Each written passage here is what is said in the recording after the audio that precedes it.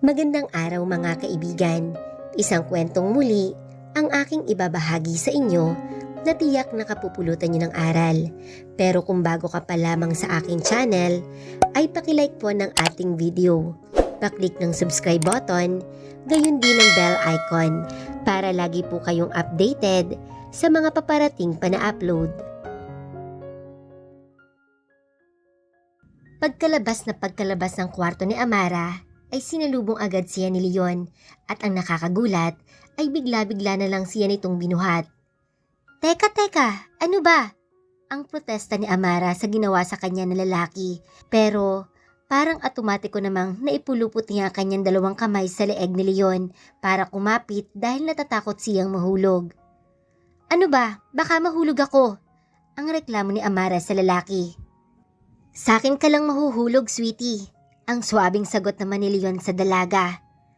Hindi na nakaimik pa si Amara sa banat nito at baka kung ano-ano pang lumabas sa bibig ni Leon. Buhat-buhat siya ni Leon hanggang makarating sa labas at ibinaba siya sa tapat ng kotse. Binuksan naman ni Leon ang kotse at inalalayan siya para makapasok sa loob. Hindi na nagawa pang magprotesta ni Amara at napakabilis na naman ang pangyayari. Agad namang naupo sa driver seat si Leon at ito pa ang nagkabit ng seatbelt niya na siyang naging dahilan para saglit na magdikit ang kanilang katawan na nagdulot ng kakaibang damdamin kay Amara. Pakiramdam ng dalaga ay bumibilis ang tibok ng puso niya na kinakabahan na hindi niya mawari. Teka, saan tayo pupunta?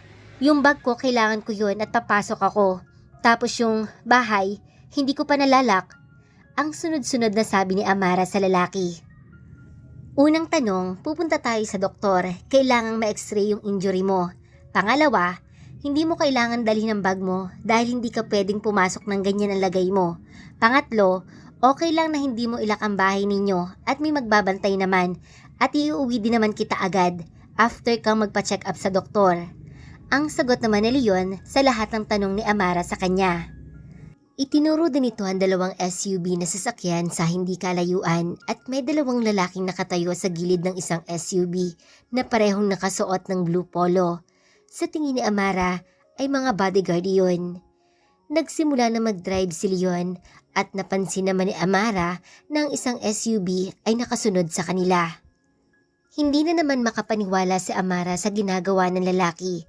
Pakiramdam niya talaga ay tinanggalan na siya nito ng karapatan para magkaroon ng sariling desisyon kung yung mga nakaraan ay pinipigilan niya na huwag itong patulan dahil iniisip nga niya na anak ito ng mayor, ngayon naman wala na siyang pakialam. At sino ka para pakialaman ang buhay ko? Ibalik mo ko sa bahay namin, hindi na ako natutuwa sa'yo. Ang inis na sabi ni Amara sa lalaki, ngunit si Leo naman ay parang hindi man lang natinag sa mga sinabi ng dalaga at patuloy pa din sa pagdadrive hanggang sa makarating sila sa hospital.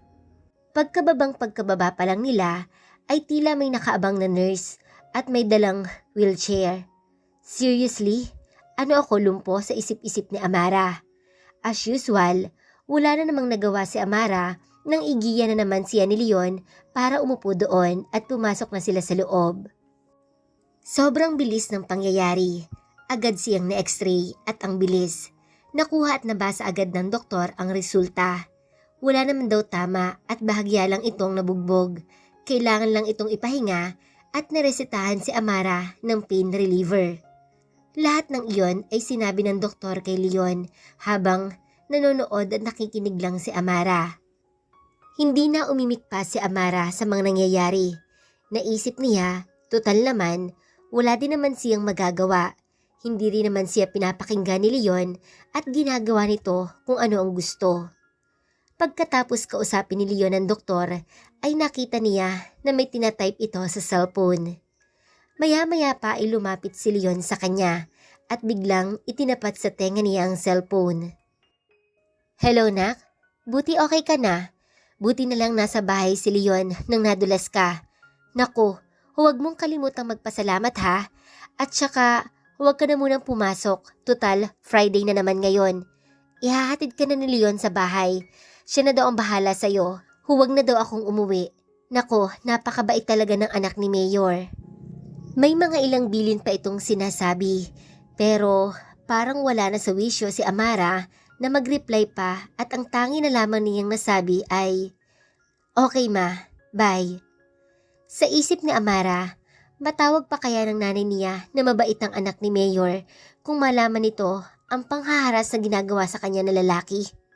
Agad naman siyang hinatid ni Leon sa kanilang bahay.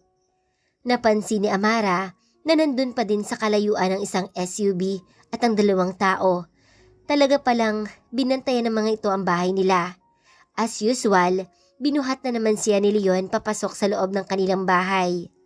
Ayaw talaga siyang pakinggan na lalaki, kahit ilang beses na niyang sinasabi na kaya naman niyang maglakad. Sa isip ni Amara ay namimihasa na ito sa paghawak-hawak sa kanya. Sa hapagkainan naman siya agad idiniretso ni Leon at bahagya pa siyang nagulat dahil ang dami ng pagkaing nakalagay doon. Wala naman yun kanina. Hindi naman kasi sila nag-aalmusal na at maagang naalis ang mama niya pagpasok at medyo tanghali naman siyang gumising dahil hindi naman ganun kaaga ang pasok niya. Sa school na siya kumakain at ang mama naman niya ay sa trabaho na. Sa gabi lang sila nagsasabay kumain. At bukod sa pagkain, napansin din niya ang maliit na brown paper bag na may tatak na pangalan ng isang drugstore, pati pala gamot ay meron na din. Inutusan niya siguro yung mga alipores niyang nakabantay sa labas.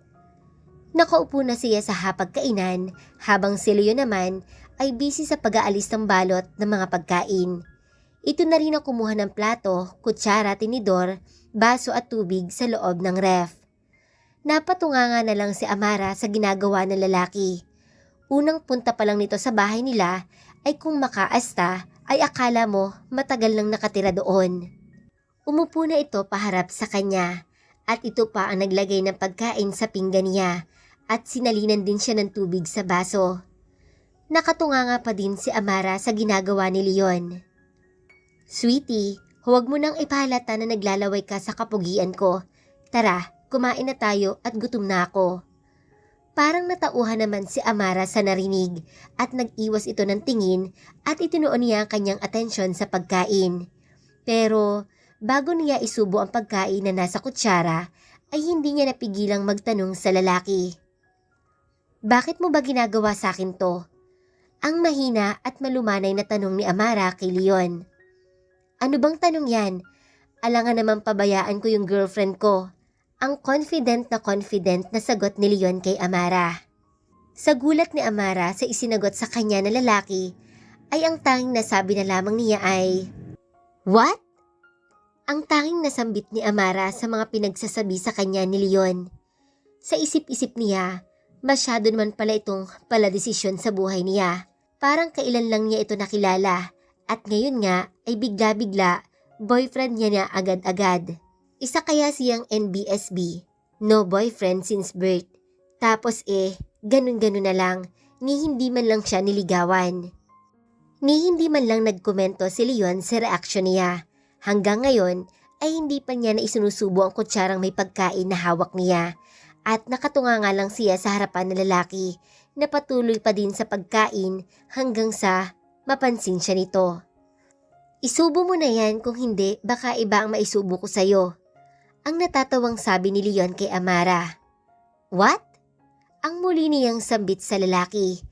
Minsan kasi talaga ay hindi niya naiintindihan ang mga pinagsasasabi nito. Ganun ata talaga kapag laking Maynila. May mga salita na hindi niya maintindihan. Pero wait, may kailangan siyang linawin sa lalaki. Ibinaba niya muna ang kutsara sa plato at kailangan niya itong kausapin ng masinsinan. "Anong sinasabi mo na girlfriend mo ako?" Pero ang magaling na lalaki ay hindi na naman siya pinapansin habang patuloy lang ito sa pagkain. "Ano, hindi mo ba ako sasagutin?" Nakatingin lang si Amara sa lalaki habang patuloy pa din si Leon sa pagnguya ng pagkain. Talagang inaabangan ni Amara na matapos itong ngumuya at para masagot na ang katanungan niya at sa wakas natapos na ito. Uminom na ng tubig.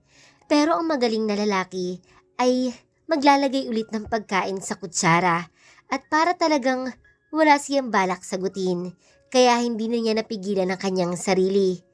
Hinawakan niya ang kamay nito para hindi na nito maisubo pang muli ang pagkain. Wait, sagutin mo muna nga ang tanong ko. Ang demand ni Amara sa lalaki. Sweetie, huwag ka nga masyadong mabilis. May paghawak ka na ngayon sa kamay ko ah. At inalis nito ang pagkakahawak ni Amara sa kanyang kamay. Ay ang kapal talaga ng pagmumukha sa isip-isip ni Amara. Hanggang hindi pa tayo tapos kumain, hindi ko sasagutin ang tanong mo, kaya kumain ka na.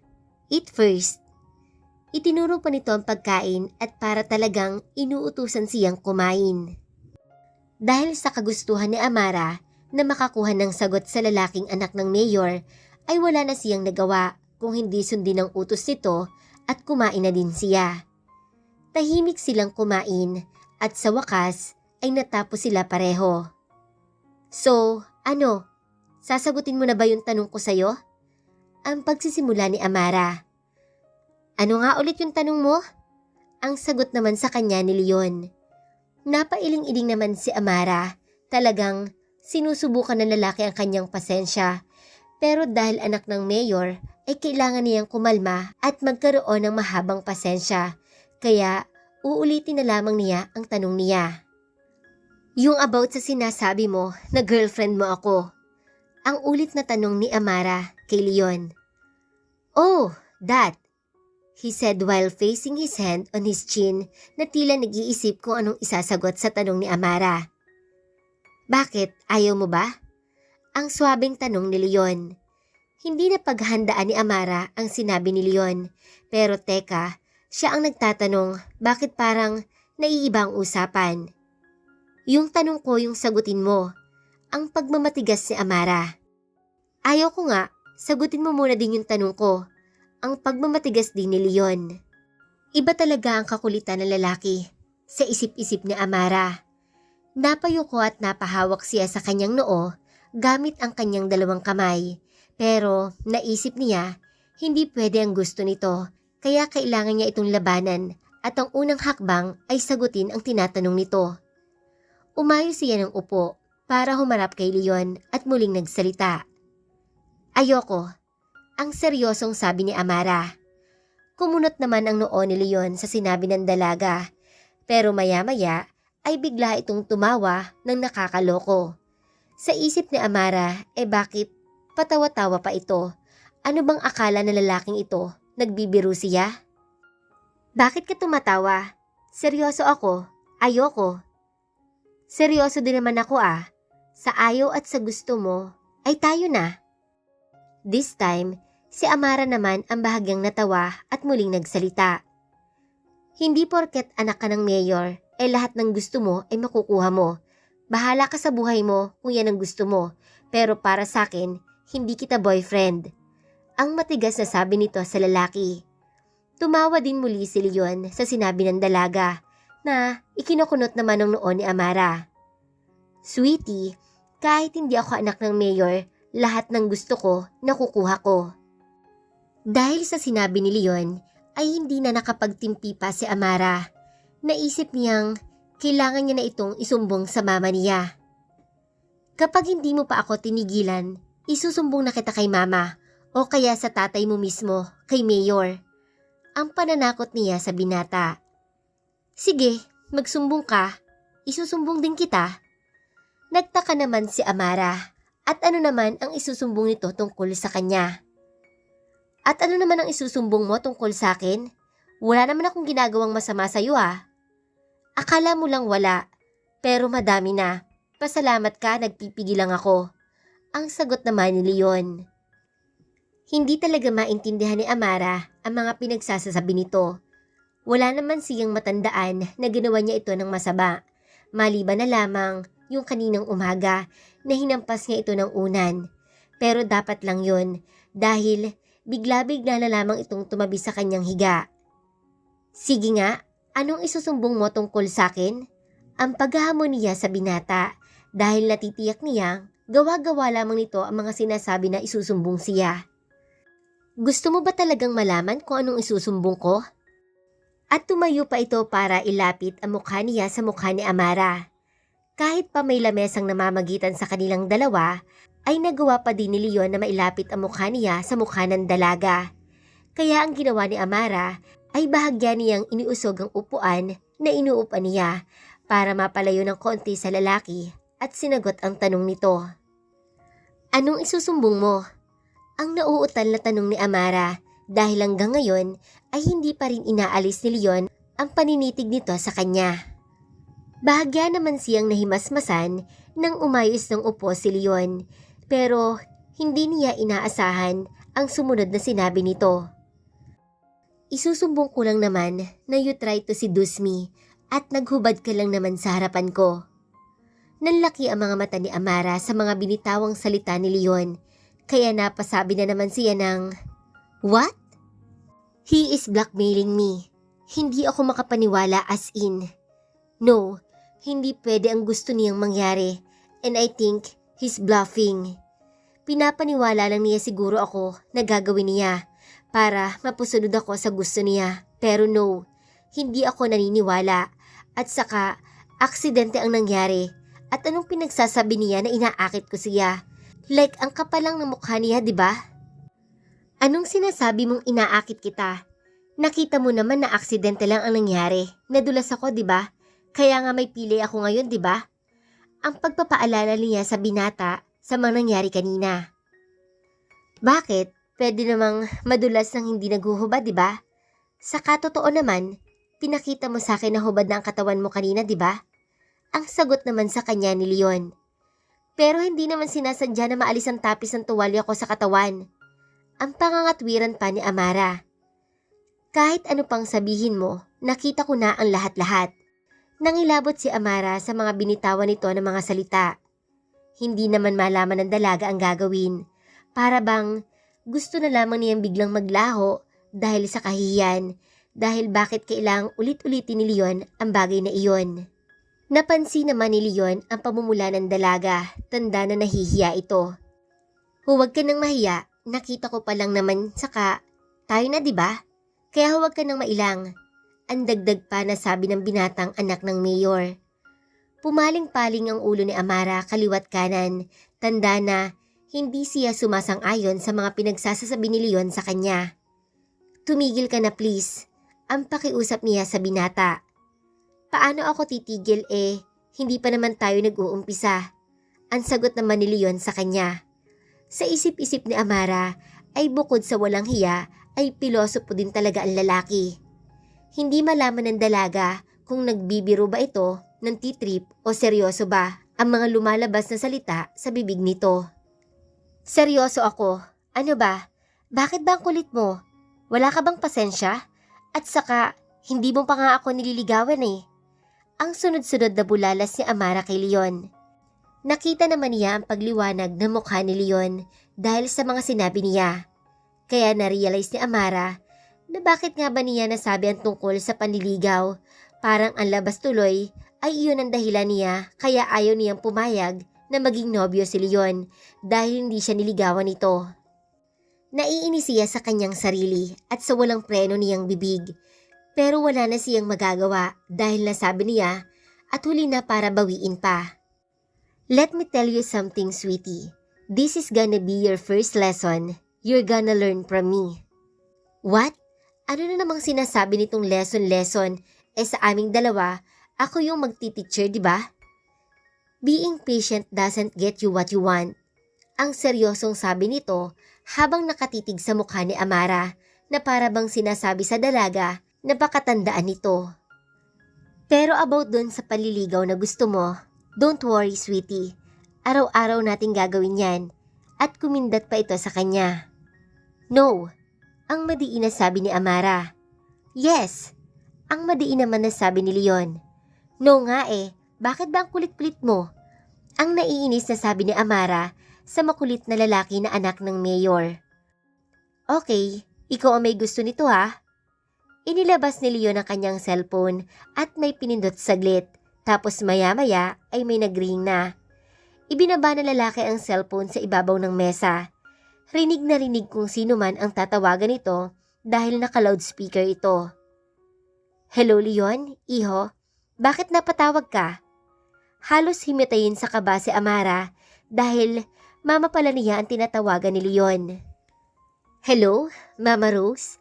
May gusto lang po akong sabihin tungkol po sa anak ninyong si Amara. Pakiramdam ni Amara ay pinagpapawisan na siya ng malamig dahil sa mga nangyayari habang si Leo naman ay pangisi-ngisi lang sa kanya habang nakikipag-usap sa kanyang mama. Demonyo ka talaga, Leon, ang sigaw ni Amara sa kanyang isipan. Tiyak na malalagot siya sa kanyang mama kapag nalaman ang nangyari. Alam naman niya sa sarili niya na hindi naman talaga sadya ang pagpapakita niya ng katawan sa lalaki. Pero totoo naman talagang nakita ni Leon ang hubad niyang katawan, kaya anong laban niya dito? At ang isa pa, baka masira pa ang reputasyon niya sa mga tao sa bayan na ito. Ano ba yun, iho? Nasungitan ka ba ng anak ko? Naku, pasensya ka na ha. Hayaan mo, pagsasabihan ko pag uwi ko mamaya. What? Grabe si mamang mag-isip sa akin ha. Wika sa isip ni Amara. Ganun ba talaga siya kataray? Para ayun agad ang maisip ng mama niya na ayun ang ginawa niya? Pinipigilan naman ni Leon ang matawa, pero napatigil ito ng hawakan ni Amara ang kamay nito at agad na na-swipe ni Amara ang end call button para maputol ang tawag. Oo na, pumapayag na ako. Ang mabilis na salita ni Amara sa lalaki. Anong pumapayag? Ang mapaglarong tanong naman ni Leon na tila nagmamaang-maangan pa na hindi alam ang sinasabi niya. Pero hindi na nagsalita si Amara dahil ayaw niyang manggaling sa kanya ang salitang iyon dahil ang totoo ay napipilitan lang siya. Pero ang lalaking anak ng mayor ay hindi talaga magpapatalo. Muli na naman itong idinayal ang numero ng mama niya na agad naman niyang pinigilan. Inagaw na niya ang cellphone sa lalaki. Grabe ang possessive naman ng sweetie ko. Gusto agad i-check ang cellphone ko. Don't worry, wala kang makikita dyan. Napakunot naman ng noo si Amara dahil sa totoo lang, kung nagjo-joke man ang lalaking kaharap niya, ay hindi siya natatawa.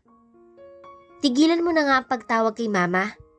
Ang nanggigigil na sabi ni Amara dahil talagang banas na siya kay Leon. Okay, dahil sabi mo sweetie, susundin ko. Pagkasabi noon, ay tumayo na si Leon at lumipat na sa pwesto niya at aalalayan na siyang tumayo. Hindi ako lumpo, kaya kong tumayo at saka magliligpit pa ako ng kinainan natin. Ang suway niya sa binata. Huwag mo nang intindihin niyang pinagkainan natin. May magliligpit niyan mamaya. Tara na dun sa kwarto mo. Hindi naman makapaniwala si Amara sa mga sinasabi nito at talaga bang inaaya siya nitong papunta sa kwarto niya. Ang kapal talaga ng mukha ng lalaking to. Anong tara dun sa kwarto? Magtigil ka nga. Hindi na maitago pa at kitang-kita talaga sa mukha ni Amara ang pagkayamot niya kay Leon. Sweetie, bakit galit ka na naman? Tara dun sa kwarto dahil ihahatid na kita para makapagpahinga ka na. Bakit? May iba ka pa bang naiisip na gagawin natin? Ang sabi ni Leon sa dalaga na may pagngiti pa sa labi. Wala, ang agad naman na sagot ni Amara sa lalaki na may pagtaas pa ng kilay. Hinawakan ni Leon ang isang braso ng dalaga pero agad din iyon inalis ni Amara. Kaya ko, huwag kang magulo, magbabanyo ako. Nakukulitan na talaga si Amara sa lalaki. Eh di sasamahan na kita. Ang patuloy na pangulit ni Leon sa dalaga. Ano? Ihahatid kita sa banyo. Ayun lang ang banyo, ilang hakbang lang, huwag kang ang OA. Itinuro pa ni Amara kung nasaan ang banyo para ipaintindi sa lalaki na hindi na siya nito kailangan pang alalayan. Dahan-dahan na lamang naglakad si Amara kahit na paika-ika ng konti. Nanatili namang nakatayo si Leon habang pinagmamasdan ng dalaga nang may sumagi sa kanyang isipan. Ganito rin kaya maging lakad niya kapag nakuha ko na ang pinakiingatan niya. Napangiti ito nang maisip ang bagay na iyon. Sinundan niya ito ng lakad at tumigil na nang nasa tapat na ng banyo habang si Amara naman ay nasa loob na. Isasarado na sana ni Amara ang pintuan ng banyo pero napatigil siya nang makita niya ang lalaki sa tapat nito. Ano? Sinundan mo talaga ako? Oo, baka madulas ka ulit. di may sasalo sa'yo. Bago pa man makumpleto ni Leon ang sasabihin niya, ay pinagsaraduhan na siya ni Amara ng pintuan. Sungit naman ang bulong ng lalaki, pero nanatili pa din itong nakatayo sa harapan ng pintuan ng banyo. Habang si Amara naman ay talagang inis na kahit kailan hindi sumagi sa isipan niya na sa ganitong paraan pala siya magkakaroon ng boyfriend. Malinaw na pamimilit ang ginagawa sa kanya ni Leon. Humawak siya sa sink at tumingin sa salamin habang pinoproseso ang mabilis na pangyayari. Sa isang iglap ay may boyfriend na siya agad-agad. Ano bang alam niya sa pakikipagrelasyon? Tanging sa movies at series lang siya nakakapanood kung paano ang turingan ng mga couple nang biglang nalaki ang mga mata niya. Sumagi kasi sa isip niya kung boyfriend niya si Leon ay hindi na malabo na. Napakunot siya noon noo. Anong gagawin niya? Hindi pa nga siya nakakaranas na mahalikan ng isang lalaki. Pero sa kabilang banda ng isip niya ay para bang sinasabi na hindi siya lugi kay Leon. Bukod sa may kaya ang pamilya nito dahil nga anak ito ng politiko, napakagwapo at makisig din ito. Bahagya siyang napangiti sa harapan ng salamin. Pero bigla namang napakunot ang noo niya at nabura ang ngiti niya nang maisip ang mga kahihiyang pumapasok sa kokote niya. Ginawa na niya kung ano man ang dapat niyang gawin sa banyo at nang pagbukas niya ng pintuan ay nagulat na naman siya dahil ang walang hiyang lalaki ay nandoon pa din at talagang binantayan pa talaga siya. Ano, hindi ka pa ba uuwi? Kaya ko na nga ang sarili ko. Salamat sa pag-aasikaso. Ang sabi ni Amara habang dahan-dahan na naglalakad na ngayon naman ay papunta na siya sa may sala. Bakit parang galit ka? Hindi naman ganyan ang tamang pagpapasalamat ah. Ang sagot naman ni Leon sa kanya habang nakasunod na naman sa kanya. Umupo na sa sofa si Amara at tinabihan din siya ni Leon sa upuan. Ano na naman ang pinagsasasabi mo? Bakit? Ano bang gusto mong pagpapasalamat ang gawin ko sa'yo? Ang sagot naman ni Amara sa lalaki. Kiss me. At itinuro pa ni Leon ang kanyang pisngi at parang inuutusan siyang halikan siya dito. Natigilan si Amara sa sinabi ni Leon. Kanina, naisip lang niya ang bagay na iyon at ngayon naman ay agad-agad talaga na humihiling ng halik ang binata sa kanya. Hindi na malaman ni Amara ang isasagot sa lalaki. Dahil rumaraga sana naman ang kaba sa dibdib niya. Bakit ba kasi napakabilis talagang dumiskarte ng lalaking to? I'm waiting, ang wika ulit ni Leon dahil talagang kukulitin niya ang dalaga na halikan ng pisngi niya. Naisip ni Amara, since makulit ang lalaki at hindi nagpapatalo ay pagbibigyan niya, kaya ito tutal sa pisngi lang naman. Kapag hinalikan ba kita, uuwi ka na? Ang mahina at nahihiyang sambit ni Amara. Okay, deal. Ang sagot naman ni Leon at muling inilapit ang kanyang pisngi at parang sinasabihan na gawin na agad ni Amara ang paghalik sa kanya. Lalong kinabahan si Amara pero sinimula na niyang ilapit ang kanyang mukha nang dahan-dahang papalapit sa pisngi ng lalaki. Pero nang malapit na dumikit na kanyang labi sa pisngi nito ay bigla naman itong humarap sa kanya. Kaya imbes na sa pisngi niya ito mahalikan, ay sa mismong labi ni Leon lumapat ang kanyang labi. At dahil sa kanyang pagkagulat, ay agad niya ring inilayo ang kanyang mukha sa lalaki. Leon! Ang suway niya dito at halos mangyak-ngyak na sabi ni Amara sa ginawa ng lalaki sa kanya. Tawa naman ang tawa si Leon sa kalokohan na ginawa niya. Okay lang yan, sweetie. Masasanay ka din. Madami akong ituturo sa'yo. Sige, aalis na ako. At tumayo na ang lalaki para umalis. Pero bago ito tuluyang umalis, ay hinalikan siya nito sa kanyang pisngi.